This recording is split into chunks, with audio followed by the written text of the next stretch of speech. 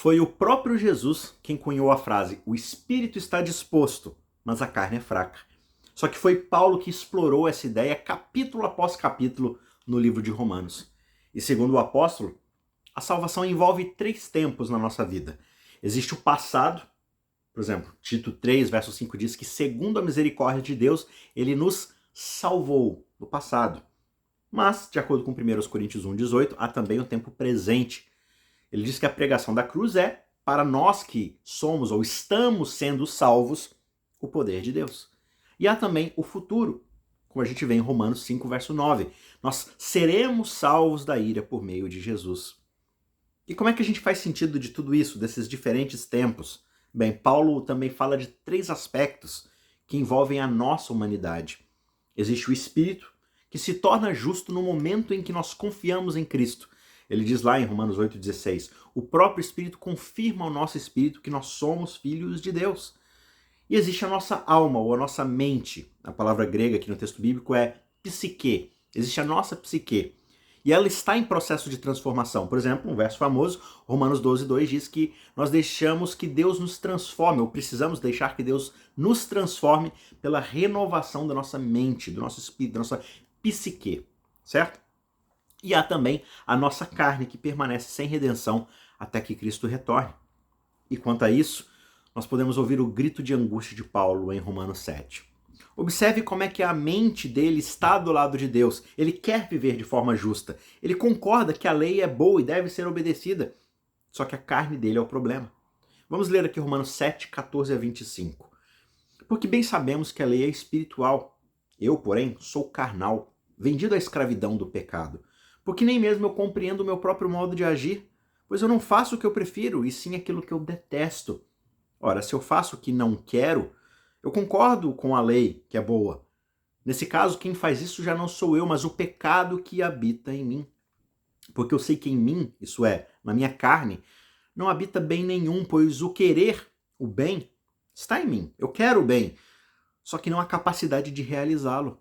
Porque eu não faço o bem que eu quero, eu faço o mal que eu não quero. É esse que eu faço. Mas se eu faço o que eu não quero, já não sou eu quem faz. É o pecado que habita em mim. Assim eu encontro essa lei.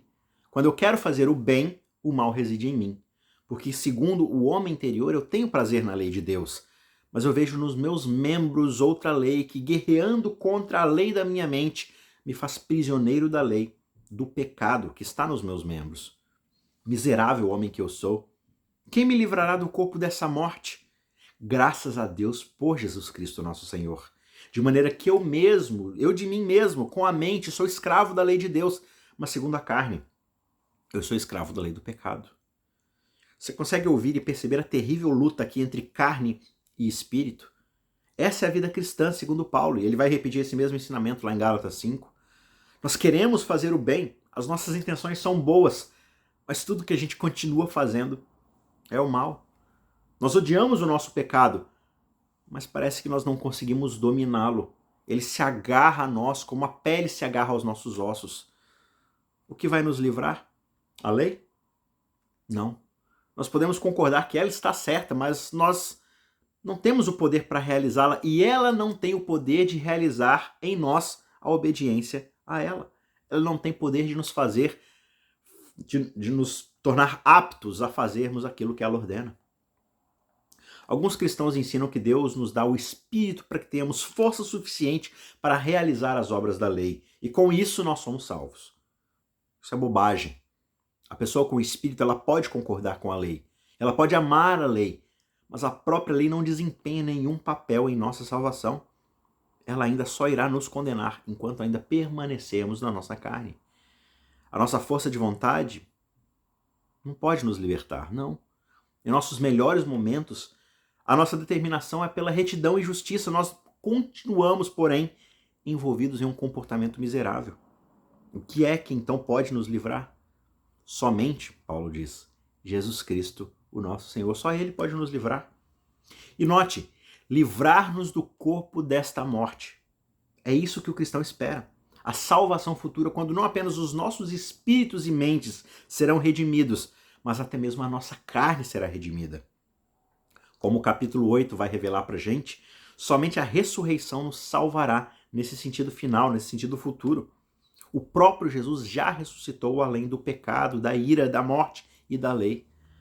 Mas somente quando ele retornar para aplicar essa realidade da ressurreição a nossos corpos, é que finalmente nós entraremos na plenitude da sua salvação.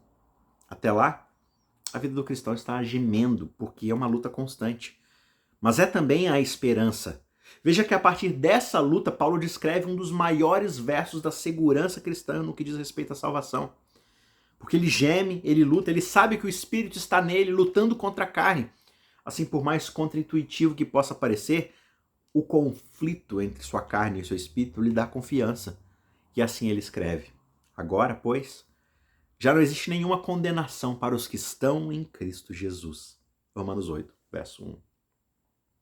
Se por acaso você está estagnado na vida cristã, você odeia o seu passado e todas as más obras que você deixou para trás, você se sente impotente para poder mudar olhando para o futuro, para de olhar para si mesmo e olhe para cima. Não existe força dentro de você. Somente Cristo é a sua esperança. Nada dentro de você vai te salvar. Mas Ele sim o livrará desse corpo de morte, porque chegará o dia em que todos nós seremos justos, tanto em corpo, como em mente, como em espírito. Aleluia? Enquanto isso, deixa a lei falar a sua carne. Permita que a condenação caia sobre essa natureza que você herdou de Adão. Ela vai perecer de qualquer maneira. Concorde com a lei e odeie o seu pecado, mas nunca deixe que a lei e sua condenação falem à sua consciência, à sua psique, à sua mente. Não. Adão não te define mais. Ele pode até viver nos seus atos, mas você não é mais determinado por ele. O seu verdadeiro eu está escondido em Cristo, e Cristo está em Deus. Cristo é maior que Adão. A sua salvação é mais forte do que o seu pecado. O seu espírito é maior do que a sua carne. E o conflito que você sente hoje é, na verdade, a prova de que você tem a nova vida pela frente. Portanto, como cristão, pecando, lutando, gemendo, desgraçado que você é, não há agora nenhuma condenação se você está em Cristo Jesus.